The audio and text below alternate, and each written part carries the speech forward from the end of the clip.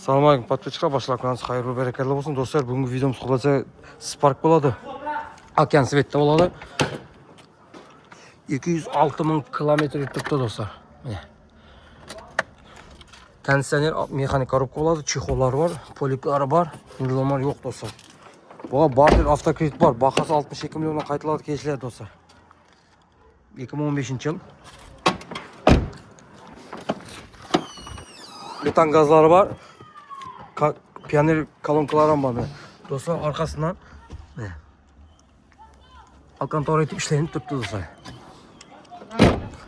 Barter avtokredit var. Azarga yeteriz bize karşı durады dostlar. Benim alakka çağırırsa telefonlarımız 90'dan 420 35. Musafir dörgel arkaya WhatsApp, Telegram işlep tuttu.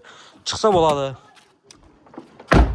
Kim kanalda yangi boladı, abone olup bir like olsun unutmayın dostlar. Şu ne çıkırsa videonun. Bir de motor tarafları. Metan gazları. Zor sasın akümülatörü, tasası akümülatörü koyuyor dostlar. Televizör ise. Ama şeyimiz.